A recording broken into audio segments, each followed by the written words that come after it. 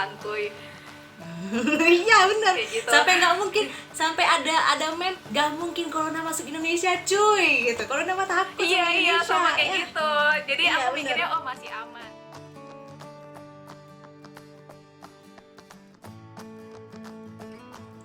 Halo, assalamualaikum teman-teman semua.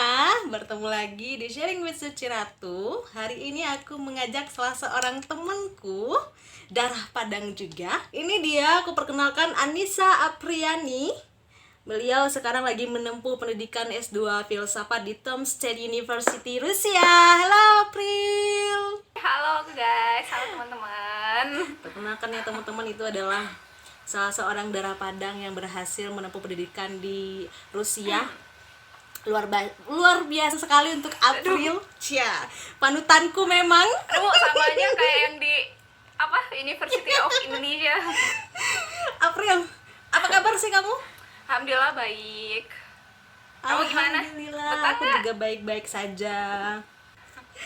April, aku mau nanya beberapa hal terkait dengan sekarang kita lagi dihadapi dengan pandemi coronavirus. Di Indonesia juga ada sangat angka kejadiannya cukup selalu tinggi dan selalu naik setiap harinya. Aku mau tanya nih, di Rusia, di negara kamu stay sekarang, domisili kamu sekarang, bagaimana sih keadaannya di sana? Jadi untuk angka ya, kalau kita bicara angka, sebenarnya untuk di Rusia dibanding dengan Indonesia itu lebih banyak di Rusia. Karena di Indonesia sendiri kan masih mencapai angka 3.000 ya. Sedangkan di Rusia itu udah lebih dari 10.000. Tapi dengan tingkat kematian persennya nih, kalau bicara persen itu lebih rendah Rusia.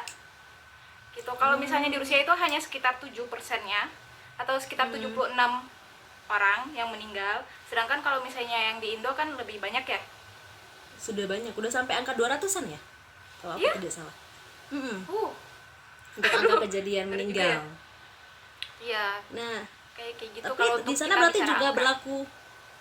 Oh, berarti juga berlaku lockdown ya di sana ya, Pil? Iya, di sini berlaku lockdown. Lockdownnya itu menurut aku sih lebih telat ketimbang Indonesia ya. Indonesia mulainya tanggal 16 enggak? Udah mulai tanggal 16. Nah, Iya, sedangkan iya. untuk di Rusia sendiri tanggal 16 lockdown ini tidak berlaku serentak se-Rusia. Jadi kayak bertahap gitu lockdownnya. Oke. Gitu. Tapi emang ada anjuran dari pemerintah, presiden untuk lockdown dari tanggal 16. Tapi yang menariknya adalah angka kejadian meninggalnya itu lebih rendah daripada Indonesia ya. Kira-kira apa sih bedanya nih, Pil? Kenapa bisa di Rusia itu sedikit angka kejadian meninggalnya? Bedanya gimana ya? Jadi kalau padahal gini ya, sedikit cerita ke belakang. Sebelumnya itu untuk penderita pertama yang diketahui itu duluan negara Rusia. Jadi kalau misalnya di Rusia itu sekitar akhir Februari atau awal Maret itu udah ada kejadian 2 orang. Tapi itu kebetulan emang warga negara asing yang menempuh studi di Rusia.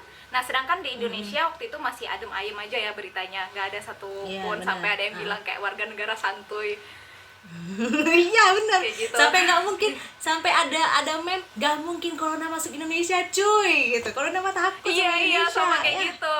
Jadi Iya, aku mikirnya benar. oh masih aman. Kayaknya di Masih Rusia aman. cuman Rusia mungkin karena Rusia orangnya turisnya juga lebih banyak, warga asingnya juga lebih banyak ketimbang Indo. Jadi mungkin potensinya lebih tinggi. Nah tapi lambat laun angkanya ini susul-susulan. Jadi kayak sempat 2 minggu pertama di Indo udah sampai 1.000, di Rusia belum sampai 1.000. Terus di Indo udah nyampe 2.000, di Rusia mau mengejar 2.000. Sampai akhirnya sekarang di Rusia udah 10.000, sedangkan di Indonesia 3.000. Nah, untuk Iya, kenapa bisa tingkat kematiannya lebih rendah? Nah, kalau di Rusia sendiri itu kan ada kayak pencegahannya, pengobatan, terus pasca pengobatan. Kayak gitu. Nah, mereka tuh bertindak lebih cepat. Langkah pertama yang diambil sama Rusia itu melalui garis perbatasan kayak imigrasi gitu atau di bandara-bandara. Jadi makanya mungkin karena itu angkanya lebih cepet naik karena emang setiap orang yang masuk, setiap orang yang melakukan perjalanan dicek gitu kan. Kalau di Indonesia mungkin kalau sudah ada keluhan baru bisa Iya, dicek. benar. Belum lagi pengobatan Rusia ini yang agak kayak mereka punya teknik, punya pengobatan sendiri yang menurut mereka lebih ampuh. Mungkin masalah kesiapannya aja kali, Ci. Jadi mungkin memang pemerintah Rusia melakukan penanganan lebih cepat daripada di sini gitu ya, sehingga tindakan ini dapat menekan terjadinya angka kejadian meninggal dunia. Alamin. Pril, aku tadi juga mau nanya terkait dengan adanya pandemi corona, bagaimana sih situ situasi keadaan sandang pangan di situ, apakah ada kekurangan atau memang sudah cukup baik pemerintahnya dalam menangani ketersediaan sandang pangan? Untuk sandang pangan untuk minggu-minggu pertama, seperti minggu pertama dan minggu kedua itu emang kita ada panic buying ya. Iya, ada panic buying ya tentu. Untuk sekarang udah mulai kembali normal. Cuman untuk stok beras masih kurang ya menurut aku. Karena biasanya stok beras kita kan di sini kayak Asia ya. Jadi emang kalau belum makan nasi gitu loh. Jadi untuk stok berasnya masih terbilang sedikit, seperti kondisi di kota aku ya, di kota Tomsk. Tapi ini mungkin lebih parah lagi ya di ibu kota, karena emang di Moskow lebih banyak kan case-nya. Jadi kalau untuk di kota aku, kita berlakukan lockdown total. Itu beberapa semua toko-toko kayak yang barang-barang tersier seperti itu tutup. Bahkan restoran pun restoran pun juga tutup. Mereka hanya buka jasa layanan kayak bungkus take away gitu ya. Oh iya. Atau pesan online. Kantor itu juga tutup, selain kantor-kantor pusat pelayanan publik. Tapi untuk akhir-akhir ini peraturannya lebih ketat. Jadi untuk beberapa hal dan beberapa case mereka memberlakukan sanksi gitu. Jadi siapa yang ketahuan keluar dengan kepentingan yang tidak penting atau disalahgunakan, itu mereka akan dikenakan sanksi seperti itu. Kalau di Indonesia gimana? Kalau di Indonesia masih belum ada sanksi terhadap masyarakat yang masih belum melanggar ya, April ya. Di sini masih juga diberlakukan work from home, dan itu mungkin sama di sana juga work from home nggak? Iya, WFH di sini juga berlaku.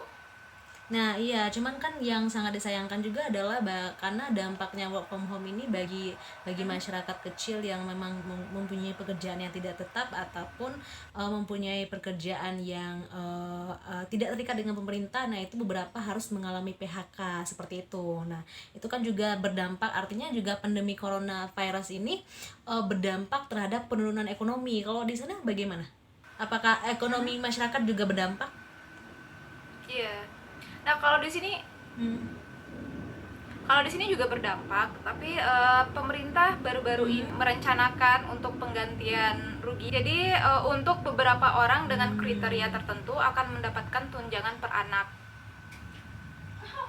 gitu. Tapi untuk lengkap detail informasinya aku sendiri masih belum tahu, karena emang pemerintah masih mewacanakan hal ini, dan dari pihak universitas pun juga masih mewacanakan untuk penambahan beasiswa living cost bulanan jika kita tinggal di asrama. Jadi kita berlaku peraturan 45 menit sampai 2 jam maksimal di luar asrama. Kalau misalnya pun kita melebihi dari ketentuan universitas seperti 45 atau 2 jam, itu kita akan diberlakukan sanksi. Oh begitu. April sekarang lagi menempuh pendidikan pasca sarjana di Rusia ya, di Tomsk State University. Nah, apakah adanya dampak pandemi corona ini mempengaruhi jadwal perkuliahan di sana? Apa ada perubahan atau memang semua sudah daring online atau bagaimana? Ada perubahan dari sistematika perkuliahan? Oh, jelas perubahan berdampak banget ya. Tapi itu balik lagi yang kata aku sebelumnya itu, lockdown ini berlakunya tidak serentak. Jadi ada beberapa kebijakan dari UNIF sendiri yang ngambil mungkin beberapa hari lebih telat atau beberapa minggu lebih telat atau dengan skema yang berbeda. Jadi kayak universitas aku sendiri itu baru melakukan lockdown 3 hari setelah pemberitahuan dari pemerintah. Jadi kayak social distancingnya baru diberlakukan gitu. Terus habis itu Untuk sistem perkuliahannya itu kita melalui daring ya. Jadi kayak semua platform internet online itu digunakan semaksimal mungkin. Seperti halnya kayak menggunakan Zoom atau Skype, atau penyerahan semua tugas-tugas melalui portal universitas. Seperti itu. Kayaknya juga sama kayak di Indonesia. Iya, di Indonesia sekarang sudah rata-rata memang semua menggunakan daring online. Perkuliahan tatap muka dipindahkan ke daring online semua. Terus menariknya nih, aku tuh pengen tahu banget di cerita. Kenapa sih ceritanya, awalnya bagaimana sih April bisa kuliah sampai ke Tom State University ini? Cerita dong pengalamannya gimana sih awalnya? Aduh, kalau mau tahu pengalamannya tonton YouTube aku dong. Iya ampun ya, ntar aku sertakan di bawah ya nama YouTube-nya April ya.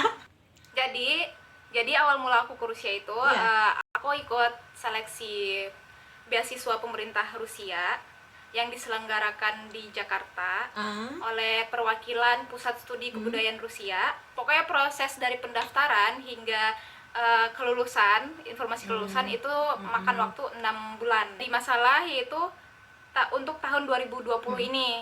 Jadi kayak banyak adik-adik aku yang ikut seleksi beasiswa pemerintah Rusia juga.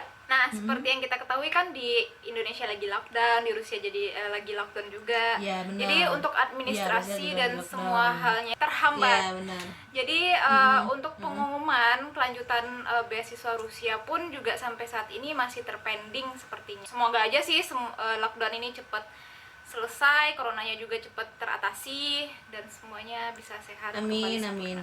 Amin ya Rabbal. Oke teman-teman, itulah tadi perbincangan kita dengan Anissa Apriani, temanku yang berada di Rusia. Kita doakan juga maupun di Rusia maupun di Indonesia tetap sehat, tetap terhindar dari coronavirus. Terutama untuk April yang di sana, untuk bersama teman-teman, semoga tetap sehat selalu, jaga kesehatan. Sama kamu juga jaga kesehatan, jaga kebersihan. Semoga kita tetap sehat selalu. Amin ya Rabbal alamin. Amin. Bye bye April.